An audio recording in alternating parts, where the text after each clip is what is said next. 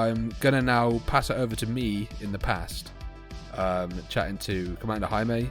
Do I need to introduce Jaime? Yeah, Jaime is, I would say, the hardest working and most wholesome person in the Vanguard community. And I managed to get to sit down with him for about 20 minutes yesterday and just record a quick interview about Maybe one day we'll get him on a podcast, like, for real. Yeah, that's the thing. He's so busy. And it also adds a third time zone for us to deal with as well, aside from our own. So, but Jaime's a great guy. You can find him on Twitter, Jaime Ulysses Alv1 on Twitter. Follow him on Twitter. He tweets lots of cool stuff about Vanguard, and and also follow him on YouTube over at just search Commander Jaime into YouTube. Yeah, you'll find it. So here I'm doing an interview with US second place BSF 2021. It's Commander Jaime. What's up, amigos? Commander Jaime here today. Pleasure to be on the podcast. You're very welcome, mate. Congratulations. Thank you. I really appreciate that. You must be getting a lot of attention suddenly from people. Congratulations and the like. Yeah. Well, what's really cool, during the event, I actually got a lot of notifications, even at the end of the night, from like different social media platforms like Discord, Twitter, Twitch, and all that kind of stuff. So I really appreciate all the love and support from everybody else. That's awesome, man. So I've just got a few questions I want to ask. Let's see what your mindset is after you've kind of played the event. You've had a couple of days now to process what happened. Maybe you've got some different thoughts about it. Definitely. Firstly, you went in with a Zarzan Fenrir build, which I don't think people were really expecting. The Kazande build has a lot more hype around it. Right. Why did you choose to go with Zarzan rather than the more typical Kazande build? So one of the things that I learned a couple months ago, a player named Cameron Stewart actually topped that division tournament, and so I did his interview article, and he was actually playing the Fenrir Kazande loop, but he also incorporated the Zarzan engine to a certain extent. And so I had asked him, why did you include Zarzan? Is there a certain reason why that served a purpose? And so one of the things that he highlighted is that you need generation break, one. And so Taro is locked behind that. And you usually need that one counterblast for the Mordic Stride. So that way you can enable GB1. And if players were going to CB deny you, you still had an out to it. That way you can search Zarzan or any vanilla triggers or units that you may have included with Fenrir scale and be able to resolve that, and then just kind of go from there and you could probably do the full loop. I know WCC had a list that was geared to that and they also included that, but with mine it was more of a stability build, but also just like taking advantage of a lot of cards that were able to soul charge massively and get Gleipnir big enough just to be able to hit hard, just to cripple or even finish the opponent that turn. I think it took a lot of people by surprise still, judging from some of the footage I saw. Absolutely. When people think of Fenrir, two things are going to happen. One is that they're going to damage deny you because they know that's one way for them to slow you down. Or if they don't really know any better, they're still going to give you the 1 to 2 damage. And so in those scenarios is that the build that I had was still able to win with, if they give me a damage grade, I just do my own thing, especially if I went first. It was pretty much a guaranteed win at that point. But in the case that they denied me, they weren't really expecting me to also rush potentially on grade 2 turn with like a card like Ulysses. So that could potentially put them to 2 to 3 damage with them losing some cards too, since they're playing a little bit conservatively or not attacking with their Vanguard, so they didn't have much advantage to use as well. And so they may have to take that damage, and then going into the grade 3 turn with their Zarzan engine live, then you were able to do about 4 to 5 attacks that could actually end the game to that respect too, or cripple them. So that was really the mindset in both scenarios. It was almost like an aggro build in some ways. Yes. I didn't know what to call it until Derek Dow had mentioned it. This is pretty much Fenrir Aggro. Although I did see you weren't counterblast denied that much either. Yeah. At least in a lot of the earlier stages. What's really cool too is that Zarzan can also extend your turn, so you can even have an extra attack because you can also call Zarzan during the battle phase with Fenrir scale if you soul blasted. Yeah. And then Zarzan can call 2 units, so you can, respectively call those triggers on both front row circles if you really want to instead of just one column, but it really just depends on your setup at that point. I mean, it's amazing how flexible Zarzan kind of proved to be. Yes. People were kind of taken by surprise by how widespread it was, I think. Like, it was quite splashable in a lot of different decks. Yes, I definitely agree with that. What matchups or decks were you most concerned about going into the event? And were those concerns justified, or? Yeah, the biggest one is Morakuma with Neo Dao. Of course. So the thing with that deck is that One, it's very strong as soon as they ride to grade 3 with Hyuga and then really build a board and be able to go into their superior stride. But the absurdness of, you know, dropping a home early enough to get that counterblast for them to be able to do that really guarantees it to happen. Because if you think about it, all they really need is their grade 3 Hyuga with some board presence and a counterblast, and they're good to go. With Fenrir, you still need a lot of pieces and dynamics that, like, one, if you soul charge enough, two, if you soul charge enough Taros or Geljas. Of course, you had the Gleipnir to help use those Taros to really put some aggression in there too. So I felt like Murakumo was a very strong deck, and that was the deck that I was the most concerned with. With everything else, I felt like that was basically my go-to play, is that, you know, if they were damage denying me, then I'll rush them like they wouldn't expect. But if they gave me that counterblast, then I was just like, okay, if I'm going first grade 2 turn, I am popping off and I'm going to win this game. Really the main concern I had was just Murakumo, and everything else was like just kind of like try to aggro them out, that they can't really do their plays effectively, and then just really critically think from there depending on the game state. How do you feel about Remote Fight as a competitive venue for Vanguard? I think it had a lot of benefits as a player. The biggest thing before is, like, you know, taking trips to events, and you'd like to go with friends, and you can even divide, you know, hotel nights and gas and, you know, food and all that kind of stuff if you want to. So there's a lot of commitment that you have to take just to get to the event.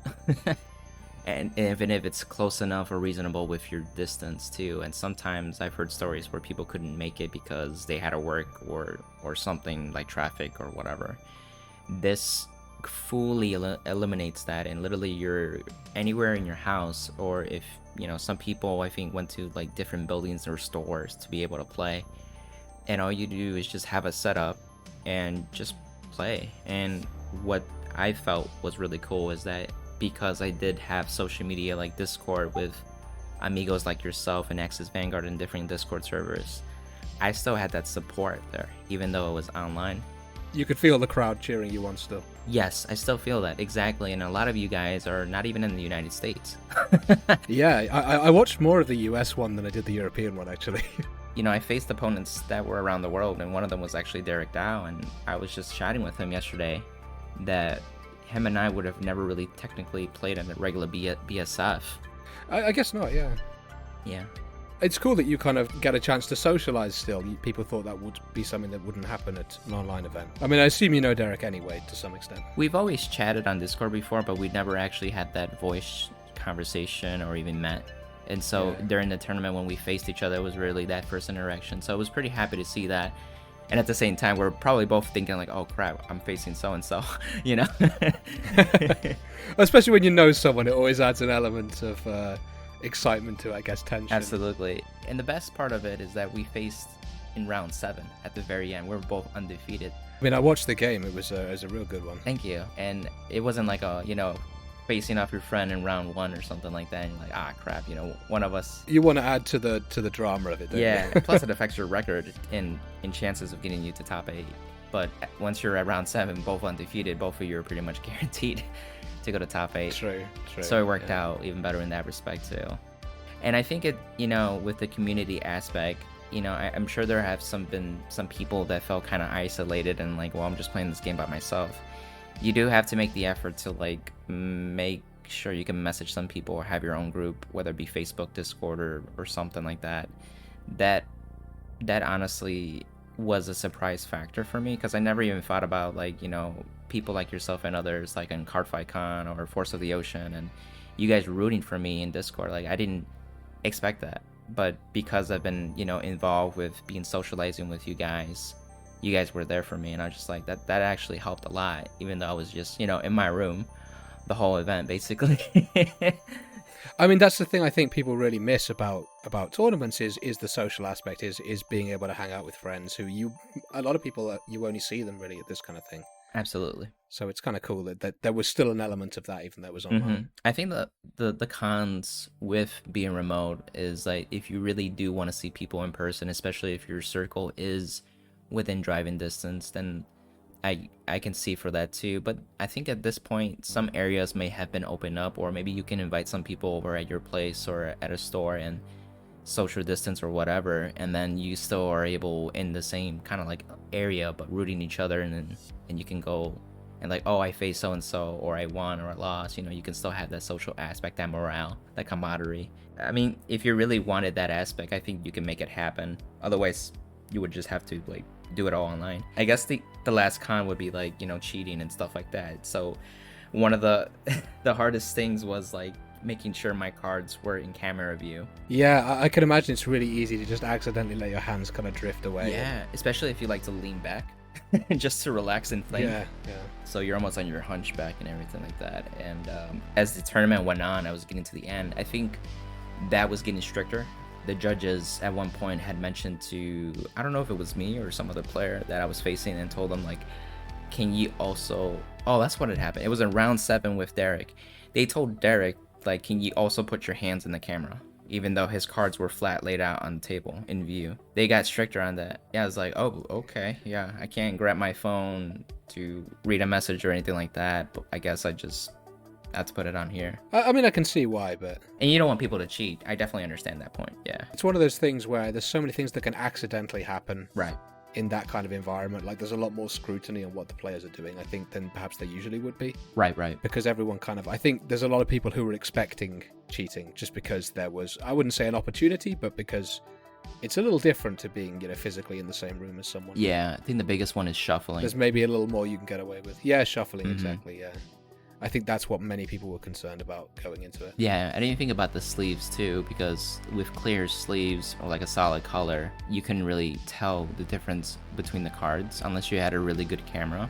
Whereas if you had like a Bushiroad artwork of a certain unit, you can easily see that card was like slightly different from the other card by just looking at the deck kind of thing, or damage, for example, too. But it doesn't seem to have... at least there's not been any huge controversies yet, touch wood. Right. It's not going to come out that everyone cheated, but... I mean, it all looked pretty fair to me. Right. From what I saw. But, like, it's really easy to make judgments, because whenever anything happens, there's that ambiguity to it that there just wouldn't be in person. Right, that's true. Was there anything you would have changed now that you've done the event? Was there anything you think, actually, this could be a useful way of maybe doing it differently next time? I think my situation's a little bit specific. One, I actually had some constraints. I didn't have as much time as other people had the opportunity to test different decks or different builds of Fenrir, and this was a build that I felt like that I was pretty confident in. Not to mention that I've been playing this similar build since like November, December, and shout out to my amigos because he also came to the same conclusion, and him and I were just back and forth, and yeah, and it really helped solidify that confidence too. And what I found out with the deck is that, you know, it was a good contender, but at the same time it allowed me to end games pretty quickly, like 15 to 20 minutes basically on average. And most of the time I won, and so I either will win fast or I will lose fast, you know. It's one way or the other. Yeah, I guess if you're on a time frame, that's the way you want to do it. Yeah, and as a result, you know, the rounds were 30 minutes. They extended it for 10 minutes for overtime, but I felt like the rounds went overtime all the time, so we were having like 45-minute rounds basically. And for me, I just basically had another 20 minutes just to like relax or eat something or catch my breath or reflect a little bit.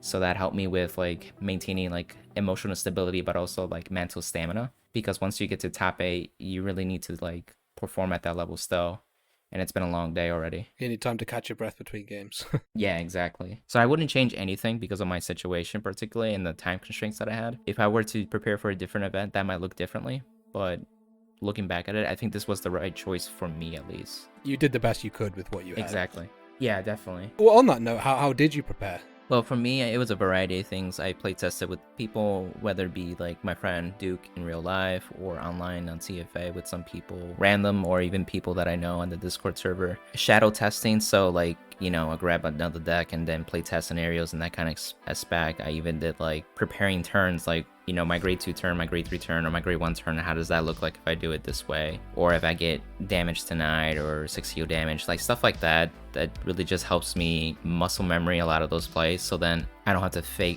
make that effort to remember those plays, and then I could just focus on the other aspects of the game, and then just really solidify my chances of winning. And I went undefeated until round 7, and I lost to Derek. That was a good back and forth game. That was a really good game, yeah. Yeah, thank you. And then in top 8, I went all the way to the finals, and I lost in the finals. So really, I think just knowing my deck and not be prone to making mistakes that could hinder my losses or my chances of winning helped a lot, because, you know, we're all human. And I noticed that some people under pressure did make some mistakes, or they make some subpar plays. We're all human, but it's just part of the process where, like, this is like the stuff that actually can add up to meaning the difference of you winning or making it to top 8 in that kind of spec. Do you have any advice for players who are maybe newer to Premium or just newer to the game and they want to start competing, but they feel inexperienced or just nervous about trying it at a more competitive level? I think the best advice is, like, one, get in it, you know, just try it out and everything. Start getting comfortable with the competitive environment and be okay with not doing well at first or losing a lot. If you feel like if you're playing a certain deck or you're not competent enough in piling in a deck, you may feel like you may lose a lot. But that's okay, because honestly, the biggest thing for me over the years is that I learned a lot more from my mistakes, from my losses, more than my wins. And so one of the things that I reflected from this tournament, like, what did I learn? And I just pretty much told you that I reflected and it affirmed my choices. But years ago, when I didn't top, or I was, you know, coming up short, or I scrubbed out, that's where I really learned, like, oh, I shouldn't have used that counterblast, or oh, I shouldn't have attacked them because that gave them the extra counterblast to really pop off, or things of that nature too. Those are the little things that you learn, and so you won't really know until you actually dive into it and really take it step by step. And if you want to make it to the top tables, I just took every game one game at a time. You know, whatever my opponent was playing, my goal was to make sure I did the best I can to play that match and I would win. And I knew that along the way, you string enough games together that add up to a winning record that will qualify you to get into top 8. And then you do the same thing in top 8 to get to the finals. So that's the biggest thing that I can tell people if they want to start learning how to play competitively and get to a position of actually getting into top 8 in the future. So just throw yourself in at the deep end, basically. Yeah, it's the best way to learn. And also, you know, take advice from other players that are more experienced with you, that have the results too, and that are open to do that too. Not every player is open to helping out, but there are some cool players out there that will be willing to help out. You just got to find them. Yeah, definitely. How do you feel about the current state of Premium format? That's a tough one. I know Solemn Vanguard made a premium banless suggestion video, and I agree with most of his points. I think the biggest thing, if I were as a Genesis player, I would be okay with limiting Tarot to 1 or 2, just so the loop isn't abusable, and it makes that deck a little more fair, but also still a functioning deck. With cards or clans like Murakumo, I think one, Hoam should be removed, but then we're getting the heal triggers that give you a counterblast, so it doesn't really solve that problem. So at least not I in that think deck, what Solemn had suggested is just getting rid of the stride, and that problem doesn't. I think that's the only thing. Yeah, I think that's all they can do about it. Because you can try to get rid of Hyuga, but then another card that comes out that is like Hyuga will pretty much come again with this problem. So and like Hyuga on its own, it's not like Hyuga on its own deserves a ban. Right. You know? Hyuga's fine. Right, or at least some kind of different limitation. Yeah, it's just ridiculous how that deck can do so many attacks and so much power and everything. You can't just live. I mean, the only thing that you can live is with an overtrigger, and that happened to me in my round 1. I faced a Murakumo player, and she put me to 5 damage, and that's when I checked the overtrigger for damage, and it literally ended her turn. I mean, how do you feel about overtriggers in the format? With the overtriggers, yes, they're a game changing, and it sucks in that respect. For me, going into the event, that wasn't going to change. Overtriggers were going to happen, so I had to like cope with it. And so the biggest thing is that you can't really prepare for them, because you don't know if they'll come out during that turn or something like that. And there's some decks that can stack in a little bit. You know, that's one of the things that I like about Genesis, because you can kind of stack a little bit with Revelation and other skills like that. But, you know, when you're dealing with damage, you don't know that. And it's just, it sucks that it happens. But, you know, you still want to do your best plays and just go from there. I mean, one of the things at the finals, too, when I deal the 6 damage, I knew that he had an overtrigger, and I knew he still had 1 heal left in deck. And I knew that there was a chance that he was going to get one of those, and I could just lose, and he ended up getting the heal. So it's just one of those things that you just have to know that it can happen, and just do your best to play around with what you can actually control. That's what matters most. Are there any other bans, restrictions, erratas, anything like that you would be pushing at the moment, or are you kind of in agreement with Solemn's video? Pretty much with Solemn's video. He hits a good amount of clans too, so there's just so many things and so many variables that can change. And he does a really good job on solidifying that, and then things are going to change in the next sets too, so who knows what Premium will look like in the next year or two. Yeah. Oh, I mean, there's a lot happening right now, so yeah, who knows. Assuming those changes do happen, what do you think maybe the decks that will kind of rise to the top of the format might be? Well, anything that already has a solid winning image that is just behind a tier compared to the loot decks. I mean, it's like with any game, you know, you ban or hit the tier 1 decks, then the next top of the tier 2 decks become tier 1. Decks that come in mind, I can see Grand Blue definitely being up there. One, because it has so much versatility, so much self-reliance, and just being a deck that is really strong. There's Bermuda Triangle as well, being a thing. And potentially Gold Paladin, but I have to see how that pans out with certain people, because part of it's, you know, representation of the clans too. Yeah.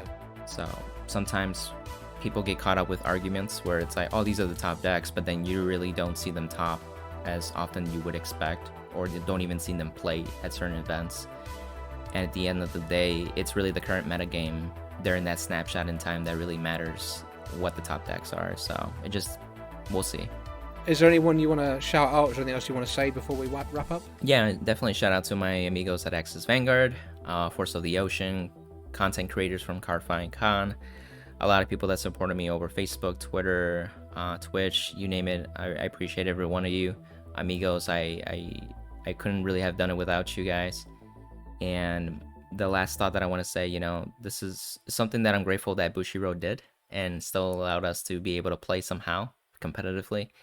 And so for the rest of you that are still playing for the next events, you know, best of luck and do your best. So that's all I got. All right, thanks, man. Thank you very much for coming on. And I'll pass it back to me and Cypher in the regular podcast. Thank you, Commander Jaime. Thank you. Have a good night, guys. Bye. He is a really, really cool guy. Friend of the show, one of our Axis Vanguard family. Yes. And a fantastic player. He's a real fountain of knowledge as well. And he's very helpful, friendly guy.